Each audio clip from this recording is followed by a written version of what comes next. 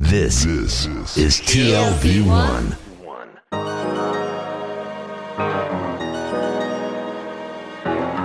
The Tel Aviv Review. Hello and welcome to the Tel Aviv Review. I'm Dahlia Shendlin. And I'm Gilad Halpern, joining you from quarantine.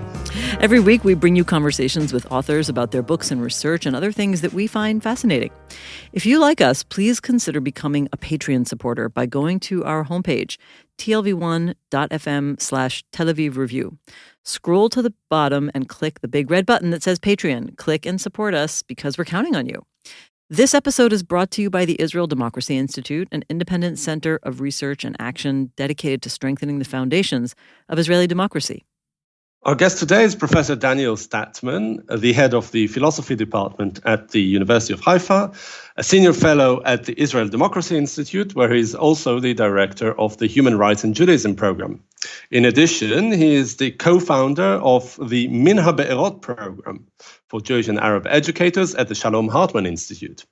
His areas of expertise include ethics, moral psychology, the philosophy of law, and Jewish philosophy. He is the author and editor of many books and articles, and will be discussing his recent book entitled State and Religion in Israel, which he co-authored with Professor Gideon Sapir, and it was published by Cambridge University Press in 2019. Professor Daniel Statman, hello and welcome to the show. Hi, great to be here. It's often discussed that whether religion and state should or should not be separated, but I'd like to turn the issue on its head, as it were, and ask the question backwards. Why should religion have any bearing on the political sphere in the first place? Well, I would turn that on its head and ask why not. I mean, that's one of the points of the book. I mean, why should religion be kind of singled out negatively? Why should all other views, ideologies, groups have a bearing on politics, and religion should be kind of seen as problematic, viewed with suspicion and so on. So I say, why not? I mean, just assume that, think of kind of the on the local sphere, on the local level. So assume you have a town with, let's say, 90% religious people. Wouldn't it sound kind of odd that religion wouldn't be a factor in making decisions in that city regarding the public sphere, regarding the allocating of budget, and so on and so forth? How exactly, that's a big question, of course, but it would sound almost ridiculous to assume that in this scenario of 90% residents who are religious, Muslim or Christian or whatever, their culture, their beliefs and so on would have no bearing on the local politics. But is there any contradiction between that situation that you describe and an inherently liberal society, in the sense that the very understanding of liberal democracy is that there should be a common basis for decision-making, hopefully based on an empirical understanding of society, whereas religion draws its sources from a whole different world of, non-visible aspects, a moral universe that may really be very different between different citizens. So how do we account for that? And I think that the argument that you have in the book is that there are other areas where the state draws on moral systems. So can you explain how this stands in tension or not with liberal democracy? Right. So this question kind of reflects a very central argument in this area, developed by John Rawls in the doctrine of public reason. So Rawls had this idea that all constraints on liberty should be such that they're based in some way on public reason. What exactly this means is a big question, but intuitively the idea is very close to what you just said. So this is the basic idea. If we are restricting citizens' liberty, if the state is doing that, the state should be able to explain to those citizens why we're doing that. And the explanation should be such that if these citizens are just willing, to listen, they'll grasp it. And in some way, they'll see the point of it. So that's a general idea in political philosophy, okay? So The idea is that a necessary condition for any restrictions imposed on liberty is that the reasons underlying this restriction should be such that citizens can understand them, can appreciate them. Okay? So that's the first premise in the argument. The second premise is that religion is such that its reasons cannot be delivered to those who are not already subscribing to them. So it's all right if you restrict liberty for the sake of all kinds of moral reasons. You can explain those to the citizens, okay? But if they're based on scripture, then you can't do that, and that's kind of not fair. So far, you're just proving my point. Yeah, I'm just kind of. It's literally these kind of restrictions will be perceived as coming out of the blue, just out of the blue, at the blue sky. God said, or Scripture says, or the rabbi said, or the priest says, right? The church said, and this is perceived as a way of or a form of disrespect. To respect citizens is to be able to communicate with them the reasons why we are limiting the liberty. Okay, so this is the Rawls idea. We think that in spite of this initial attraction, it doesn't really work. It doesn't really work. And it doesn't work because it's very, very naive to think that all the restrictions that we all perceive as okay are such that we can just explain them to those who don't agree. Okay, so let's say we have this policy of progressive income tax, okay, that if you earn more, you pay more. And you say, hey, this isn't fair. And we say, yeah, it's okay, it is fair. So we say, no, it's not fair. I work hard, I didn't steal this money, I make these podcasts, I work hard, and I deserve all this, this huge salary I get. Definitely we deserve it. And still, there's a vote, and most people think no, you should pay more tax. Now there isn't really a way to say that we have some procedure of showing you that in this case this is justified. Okay, while in the case of restrictions based on religion, we've no way to do that. Let me put it in other words. This argument really assumes that religious beliefs or worldviews are essentially non-rational or irrational, right? Just a matter of belief. For many years, many believers, Jewish, Christian, and Muslim, didn't think this way. They thought that those who don't believe in a God are kind of, weird. How can you think? How can you really hold a worldview without assuming some kind of an existence of a divinity and so on? So, why should we think that a liberal state has a position on this question, which is a philosophical question? Now, up till today, many philosophers, religious philosophers, mainly Christian, but also some Jewish, think that that religious belief is completely rational. It's not just a matter of belief. If you just have patience to read their long, very, very sophisticated philosophical books, you realize that the belief in God, even in the Trinity and so on, is completely rational. So let's say we have a Christian country, and we legislate some law based on what Jesus said, and you say, look, I don't understand all this stuff. So the response would be, okay, just come over, take a seminar, read all these books, and you'll appreciate that. And this is exactly the kind of answer that a secular legislator would tell you if you don't understand why you need to pay all this income tax. So we say, okay, you don't understand that, go read Rawls or go read some socialist thinkers, and then you'll see why it is actually just that you pay all this money. But I think the problem is not really whether it can be communicated and explained or not, but the fact that it's the association between state and religion is not just because it's religion as a general concept or a general belief system, but the fact that normally it's a specific religion of one kind. And when it is, it often comes at the expense, because religions tend to be mutually exclusive, being the all-encompassing worldviews that they often are. Religion of a specific kind comes at the expense of another, and therefore it undermines the principle of democracy, where people are completely equal before the law, before the state. The members of a minority religion can feel discriminated against in such a case. Or people who might be atheist.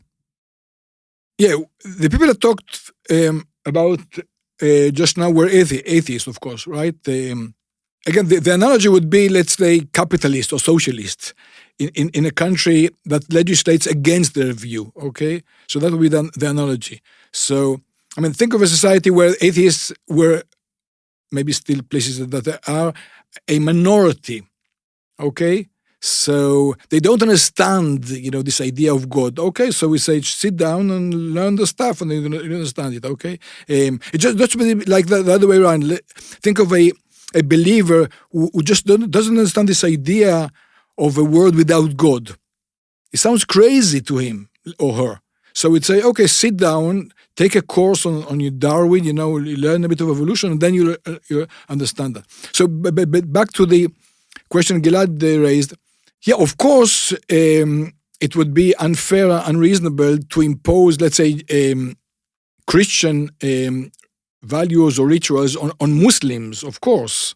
And we in the book we are quite clear about this, that in a fair and a liberal state, we should grant minority religions all the rights of the majority religion, actually even a bit more, because the very fact that they're minority religions puts them in a disadvantage. Okay, so I mean, think of laws regarding marriage and divorce. So of course we won't enforce upon Muslims or Christians the Jewish way of getting married or divorced, and the same considerations that would apply to Jews would apply to these minorities as well. Okay.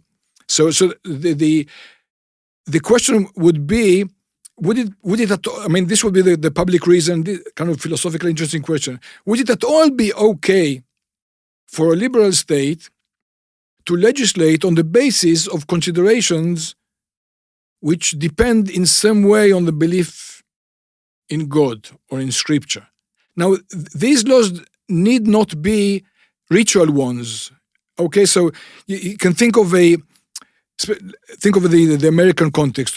Think of some very devout Christian who is a member of Congress and trying to put forward some legislation completely inspired by the gospel. Okay, so the question is whether there's anything wrong in this motivation. Now, from my point of view, no, not necessarily anything wrong with that. If the restrictions themselves are too, limiting, if the restraint on liberty is too severe, that's a problem. But the very fact that legislators, or for that matter, members of Knesset, of parliament, or presidents, the very fact that they're motivated by religious reasons, that doesn't seem to us problematic. Can I ask you, is it even realistic to talk about a full separation? You look at other countries, you look around the world. Are there any places that really do have a complete separation of religion and state? No. Tell us. So there's a researcher by Ireland, Jonathan Fox. He has this very big data he collects about the entire universe, entire world. And he argues that the idea of a full separation is a myth. That there's no country with a full separation. There are, of course, differences. So of course, France and the US have a policy which is much a stronger separation than, of course, a place like Israel. Israel further complicates the issue because, as you state in the book, and that is, a well-known truism, that Judaism is not just a religion, it's much more than that, and Israel is a Jewish state because it is based on the concept that Judaism is a nationality more than a religion.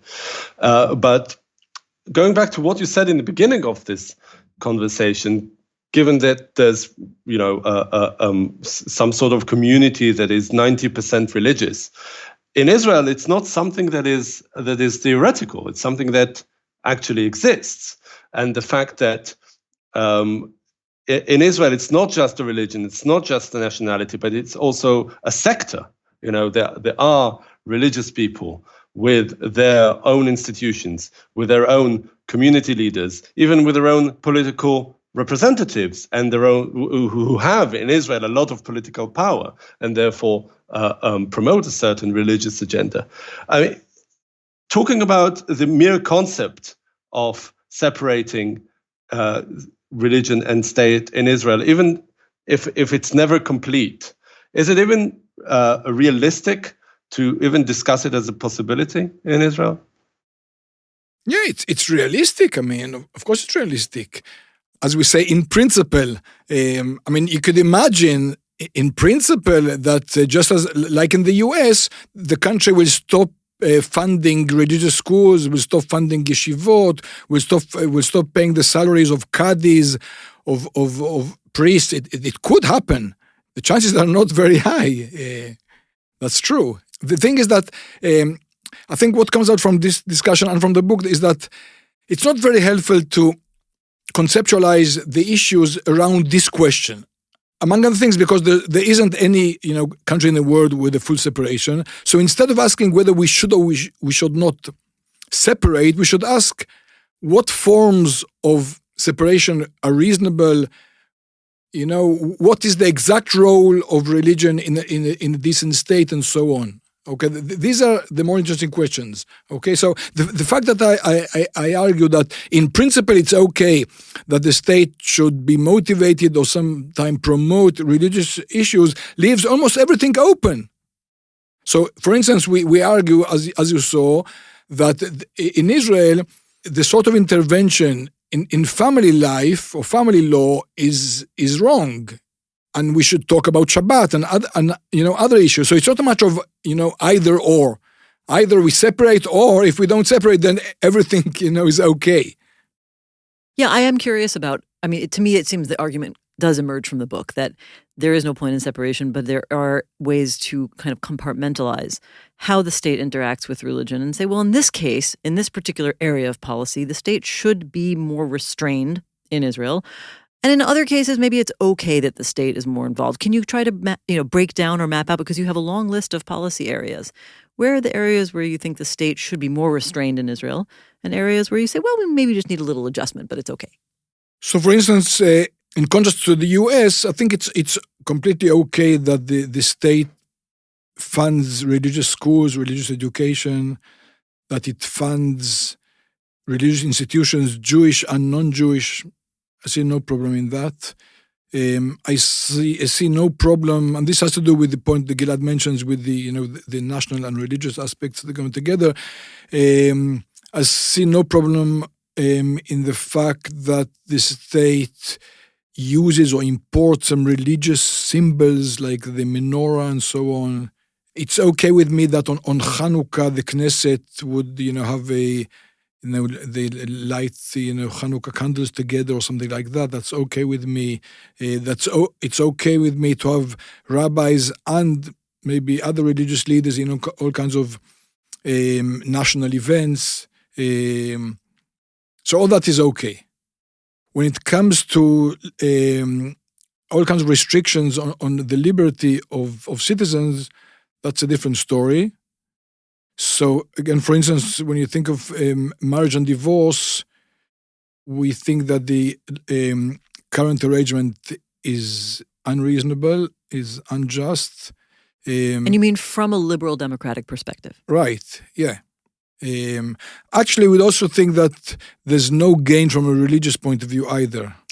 Can you tell us about that? Because one of the interesting points that you make in terms of really weighing the arguments for or more state intervention in religion is that Yeshayahu Leibovitz, himself a religious person, also made the argument that it's not necessarily good for religion to have so much state interference. So if you raise the point already, what is that argument? Yeah. So, no, okay, Leibovitz made a kind of a general argument that it kind of lowers religion, that it becomes just another political actor. Okay, so that's no good for religion. Should to retain its purity, it should be out of the political game completely. Okay, once it's in the political game, it started negotiating its and compromising its values and so on. So it's no good for religion. That's a general argument. Again, going back to funding religious education, I think Leibowitz is wrong. I mean, if he meant, I'm not sure he did, but if he meant that it would be wrong even if the state funded religious schools, I think he's wrong, because I think that without this funding, you would have much fewer, fewer schools, religious schools. But what I had in mind regarding marriage and divorce was that it's not at all clear that the current legal situation is better from a religious point of view. First of all, as we all know here in Israel, secular couples who don't want to get married through the rabbinate just don't. They either go to Cyprus to obtain a civil marriage, or they just live together in the legal arrangement of cohabitation, known as Yidu'im B'tzibur, and they just don't care about the rabbinate. So the fact that that there's a law there doesn't really change anything if we assume that from a religious point of view there's kind of a gain or benefit, we just don't get it. Maybe it even pushes people away. Maybe it even pushes people away. And furthermore, and this is the point that many rabbis have noticed, if a secular couple gets married through the rabbinate, they are really married by halakha, by Jewish law. This means that if they separate, and we're in Tel Aviv here, so it's kind of like 50%, the divorce rate, or something close to that. Okay, so it's kind of quite serious chance that they separate.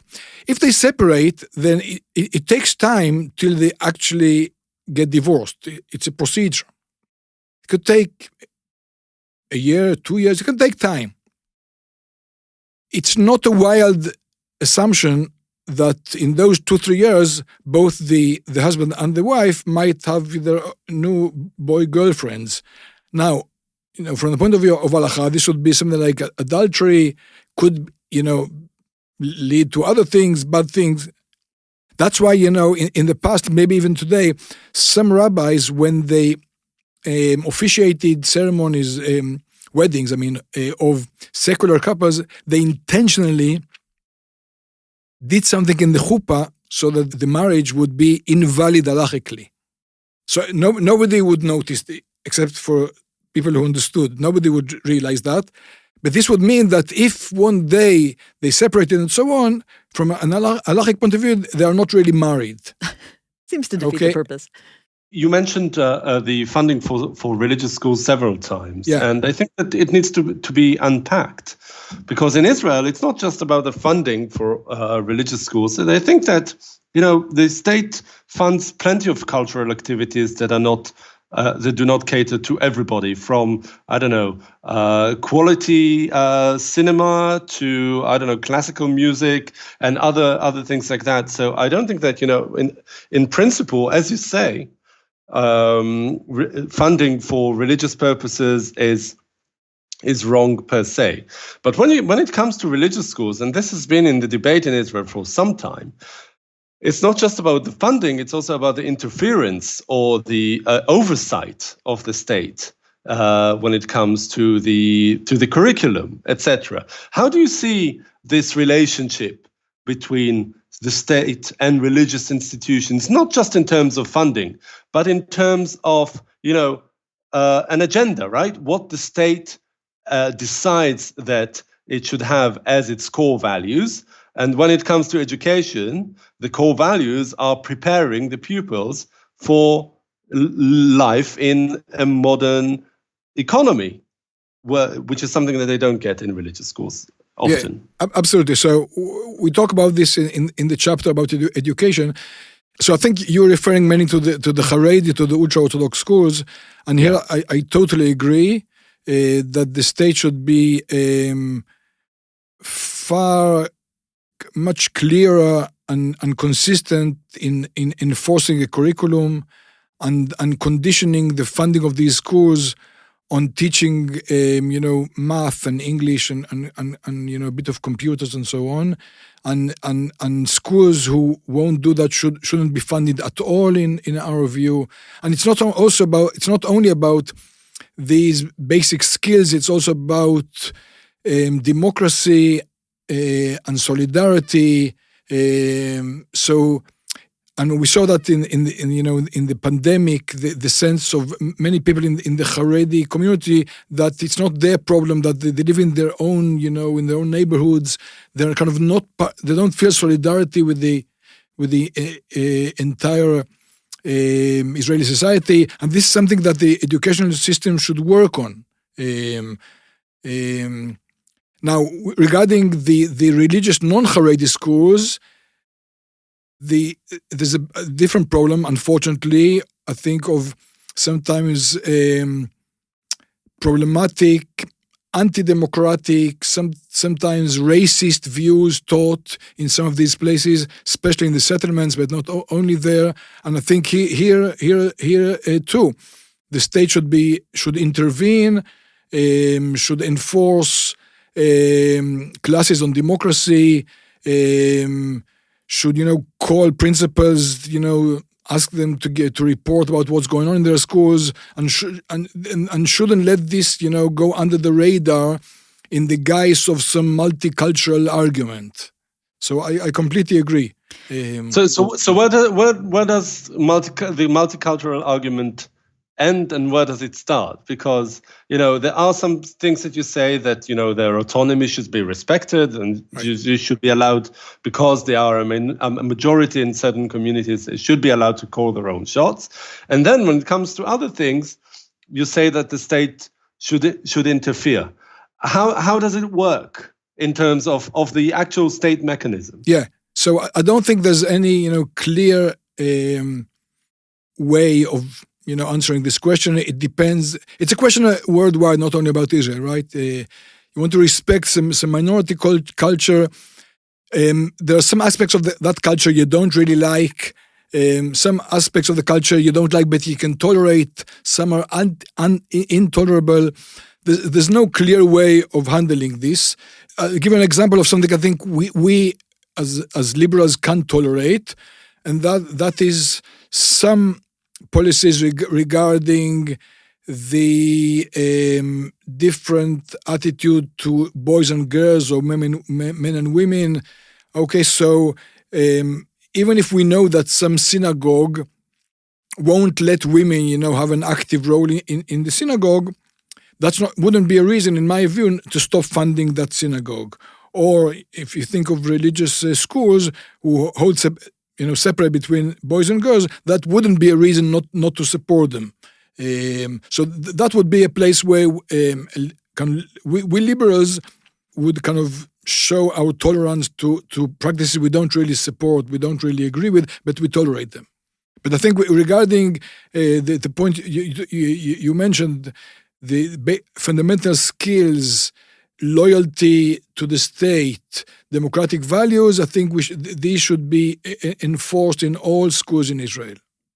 Well, this raises a question for me that goes a little bit beyond what I think is your philosophical argument, that there doesn't have to be an inherent contradiction between liberal democracy and religion in some ways, to what I see from my perspective in my day job, which is as a public opinion researcher, and that's that we find that, the level of support for what we consider traditional liberal values, civil rights, human rights, equality of all people in democracy are simply less supported the more religious the community. And that is essentially a straight graph. So the more secular, the more people support these things. The more religious, whether it's between the traditionalists or the national religious or the ultra-Orthodox, people just don't place a priority on those values. So at the systemic level, I read the argument and I think it's compelling. Do you have any wisdom for how we can deal with the fact that the people themselves don't seem necessarily to subscribe to the same kinds of liberal democratic values that you are exploring in the book. I'm not saying every society has to be that way, but that's the question you're asking. Yeah, that's a tough question. That's an honest answer. Tough question. And then make it even tougher. A recent survey in the IDI showed among Haredim, the ultra-Orthodox, showed that an overwhelming percentage of Haredim subscribe to very problematic views regarding non-Jews in Israel. So something like, I think maybe 75% think that Jews should have, more rights. Sure. It's a tracking question. We've asked it over the years, and it's pretty consistent that those are the responses. This is especially bothersome because, if you look at the growth of the Haredi society and you look, 30 years to the future, that's very troubling. So, again, it is a general question for all countries which have minority cultures holding illiberal views. And there's always a question of, okay, on the one hand, you want to respect these cultures. You realize they have these illiberal aspects, but you believe that, you in a long time, you can moderate them, you can weaken them. But you're right, if these minority cultures grow, then, and you support their schools and so on, then at some stage in the future, there's a danger that it might be too late.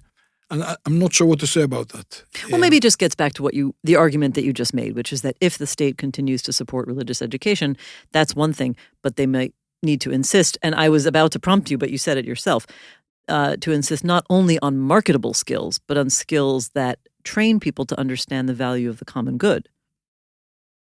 Yeah, absolutely. The democratic values and the shared society. Yeah, also there's the survey showed a very weak trust for all democratic institutions, the Supreme Court and so on. Especially the Supreme Court, because that's where you have a contradiction of authority. Yeah.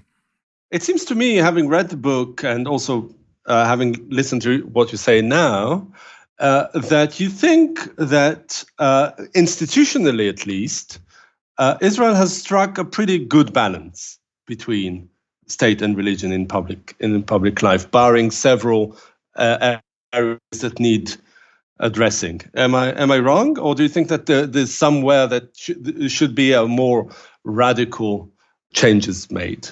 I mean, this is one of the most visceral controversies in Israeli life. The secularists think that everything is about to be destroyed because there's too much intervention, and the religious people feel like the Jewish people are almost lost because there's not enough Judaism in Israel. Where do you stand?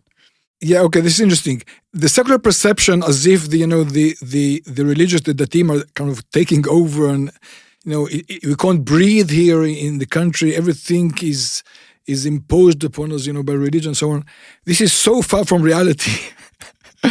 Guy Ben Porat, who is now also at the IDI, wrote a book which appeared both in English and in Hebrew, showing how in all relevant areas, Shabbat and conversion and wherever, things have become much more secular than they used to be 30, 40 years ago. I mean, by the way, this book was discussed on the Tel Aviv Review in the very, very beginning of the podcast. So nice. It was about years ago, but he was here when it came out, probably 2014. Yeah. So you might remember when I was a child, I think, or a teenager, maybe 40 years ago, we had demonstrations every Shabbat because in Petach Tikva, a place near Tel Aviv, there's one cinema that opened on Shabbat, the Heichal Cinema. And it was a big scandal. Who then ever dreamt of shopping malls opening on Shabbat? And as you know, today, Shabbat has become the shopping day for many Israelis. And there's no political power, I think, in Israel today that would shut down the shopping malls. And you walk in Tel Aviv on Shabbat, you wouldn't know it's Shabbat. Almost everything is open, of course, restaurants, and also some malls, if you go to the Tel Aviv port, as you know. In any case, so in the actual dynamics is such that the country is much more secular. At least, now, there are more, the religious, especially the ultra-Orthodox population has grown, okay? But that doesn't really affect, I think, the day-to-day life of the secular. Okay, so in that case, I think the panic or the anxiety, secular anxiety that the country is becoming too religious. Actually, the opposite is what's going on. I should add that among the non-Haredi religious, the level of secularization is so high. Talking about, I would reckon 40-50% of the kids now today who grow up in religious families become secular. There is very good tracking on this stuff, largely from Gilad Malach, who we've had on the show, and it's not that high, but there is an attrition rate from both ultra-Orthodox and national religious, and it's higher among national religious, but I don't think it's quite as high as you said, but there is an attrition rate, yes. Yeah, I would guess 30-40%, that would be my guess. But also it depends how you define these things, Yeah. In any case, so in that case, in that sense, I think there's no room for panic or for anxiety about that. However, I don't think the balance is to go back to your question, Gilad. I don't think the balance is a good one. I think we need serious reforms regarding kashrut, regarding family law, regarding the Haredim. There's a whole a whole package of things that need to be done. We need to reduce the birth rate among Haredim.